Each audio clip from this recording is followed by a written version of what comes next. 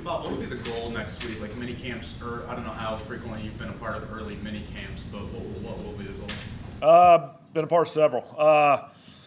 We're kind of installing the foundation of the offense right now, and next week's our first chance to get out on the grass and really see what we've learned, see what we've taught, see what we look like. I mean, even as simple, it sounds really simple, right? We're in the NFL, but like, shoot, just going through the cadence, getting the ball snapped, getting lined up, breaking the huddle.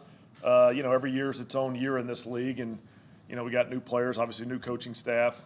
So every first practice, you always got to kind of make sure you're doing the little things right, the fundamental things right. So that's the thing I'm focused on, the thing we're focused on. Obviously, we're going to go play football and throw it around and run it, and all that good stuff. But just some of the little details are what I try to make sure we're good on. You've done this for a lot of different places and a lot of different roles. And I wonder, over the last couple of years, we know what everyone's focused on right now in the draft, is the way you evaluate a quarterback as a coach, has it changed in the last 4 or 5 years because of the way these guys are playing? Yeah, probably has. It probably has. Sort of personal experience for myself, and then just like you said, what we're seeing work in the NFL. Obviously there's 32 teams, there's 32 quarterbacks playing on any given Sunday. What we're all seeing that's working are things that weigh into kind of what we think is going to help in the league, help win games, and that'll factor into evals. The thing tends to be a little bit cyclical, right, where things come and go and they come around, and you got to be too careful, or you got to be a little bit careful getting too far away from the core sort of things you believe in. But I do think we're learning and growing, hopefully as coaches we are, as evaluators, and then just sort of, like you said, what's going on in the league, what's working in the league, because that's what's going to work moving forward, at least in the short term. What's your role in just evaluating this draft class of quarterbacks? Coaching staff-wise, we're all writing a bunch of reports and watching a ton of tape and, trying to learn as much as we can about these prospects and sort of dive into the details where we can. And, every group does it a little bit different, but, somehow, some way you're going to have a list of prospects to write up and evaluate and have an opinion on. And I'm trying to do that, and I think the rest of our coaching staff's really doing that the same way. And then to present those opinions to the guys down the hall and try to be as informed as we can when we give those opinions. That's sort of how I'm seeing my part of that job. What qualities are you looking for in a quarterback? I'm going to lean on kind of the same things Coach Steichen has said. Man, we're looking for accuracy. We're looking for decision making. We're looking for guys that can kind of make that great play. He said it really well. I agree with it. We're kind of lockstep there, so don't have a ton to add. You work them out in person. Is there anything you're looking for that maybe you can't see on film? I guess when you get your hands on them in some way, what do you look for? Yeah, there's something to personal experience.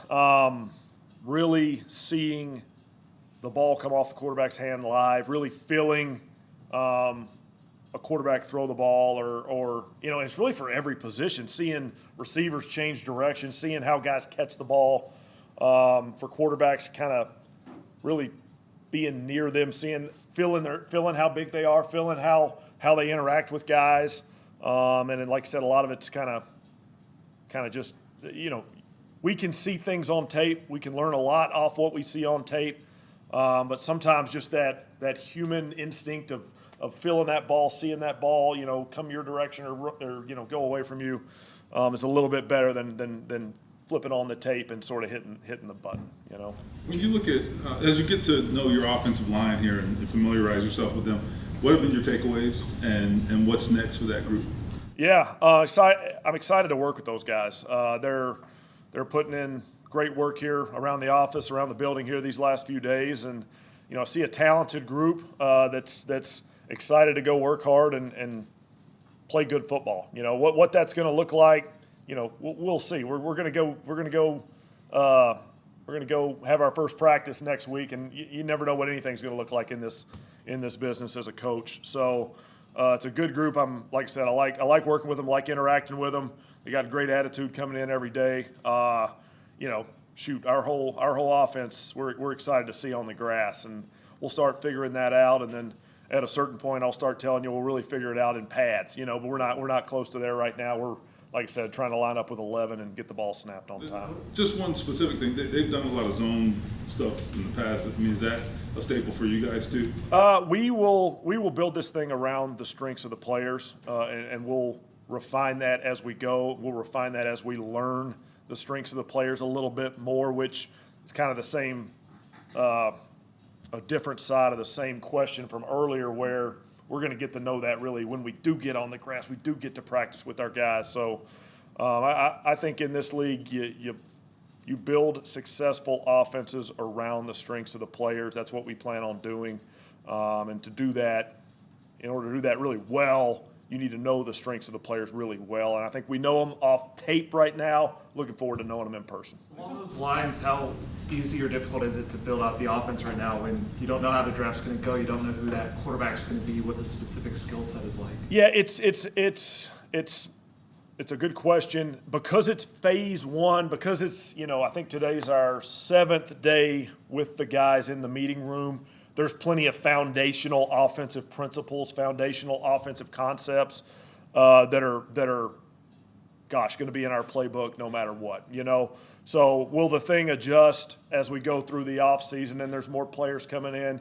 Absolutely. I think it will. It usually does. Guys, bring in a certain guy that runs a certain route better or whatever, all that good stuff. So, yeah, we're sort of we'll be ready to make those adjustments when the time is right. But like I said, phase one in this league, man, it's I don't want to say simplistic, but it's fundamentals, it's foundational offensive stuff. I mean, gosh, we're talking about the core things that should carry us through all year. Sometimes it's not even scheme stuff that we cover; it's more situational things. So we got plenty on our plate that we can cover that should hold through. Quarterbacks throughout your career. I'm curious your take on like the innate ability to feel pressure and then that also being taught. Like, how do you view like that balance of just knowing it? Because it seems like the great ones obviously do well when that pressure comes. Yeah, I think, that's a great question. That's a great question. I do feel like, the ability to feel things in the pocket. I don't want to say it's totally innate. With that word sort of meaning it's either innately in you or not. But I do think it's something that as you progress as a quarterback, you can get better at. And I'm not sure that it's a sort of a black and white thing. We can take a marker and draw on a board and circle and sort of teach. We can teach, but I think those guys really have to feel that thing as they get the reps. It can be practice reps. It can be game reps. I think quarterbacks getting reps in the pocket, feeling that pressure. Obviously, game's a little more real, right, with the pressure reps. That to me is how it becomes sort of innate, how it becomes built into their sort of understanding, their feeling, and those type of things. And to be quite frank, I didn't play enough quarterback at high enough level to be able to answer that the right way. So I'm guessing a little bit, but I think as guys get reps, they get better at that. That's my take. That's my understanding, and that's kind of what I see. Jim Bob, you're 2 months on the job now. If you had to guess, how many times do you think you've been asked by friends and colleagues who you guys are going to draft? 73. 73 times, 74. All right, but yeah, plenty, man, plenty. And I've kept a nice, consistent answer that I have no idea, and I'm staying out of it. No, I don't know. So we'll go to the next question. Hopefully, it won't go 75. When you are evaluating quarterbacks, how picky do you have to be when assigning grades? Like, are there more deal breakers than there would be for like other positions? Gosh, not really. I mean, I'm thinking about deal breakers at other positions now, and I can, I've got some examples in my mind of where you see something that you worry about, you see something that you're going to have strengths and weaknesses. Usually when we write up players, or I write up players personally, I have strengths, I have weaknesses, I have summary. That's kind of that's simple, but that's kind of what works. What does the guy do well? What does the guy maybe not do so well? And sometimes those are things where it's not going to change, and sometimes it's things where, well, we can work on this, he'll improve this. And then it's summary, kind of summarizing the player. Every position has their really important characteristics, their really important traits, skills, where a guy can sort of get a plus or a minus on my sheet, get a I won't really draw a red flag, but get a little red flag, on my sheet. So, hopefully I think as we're evaluating prospects, like I told you, I get a list to evaluate. I hope I'm evaluating every one of those guys with a really high level of detail. Now, do we ultimately spend a little more time on the quarterback position in this league? Usually, so maybe that time spent uncovers a few more things. But I'd like to think that, at least personally, as a coach with my job with evaluations, that I'm trying to be really detailed with every position. In the last 2 years, you're around a couple of young quarterbacks who obviously have ascended. What did you learn being around them about supporting them and helping them be their best selves?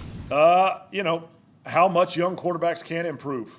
How much they can improve and how quickly it can happen. And how important it is to build the offense around their strengths. It's kind of, boring to go back to an old answer I just gave. But guys come into the NFL and they have their experiences from college, right? Every experience is different. Every college offense is different. Every college conference is different. So guys come in and they have their strengths, their weaknesses. They also have their things where, gosh, in college football, a lot of times they don't talk about certain situational things that we may talk about in the NFL, or maybe just not as often. And you can see guys really take strides in those areas and improve themselves as players. It happens in 100 different facets of playing quarterback, but that's one specific example where just guys coming in and really diving into the situations, diving into the details of different things that happen in the NFL. They're doing that at every part of their position, and like I said, sort of to start this thing off, like just seeing the ability to improve sort of really take place over a year or two or three as we get going. So.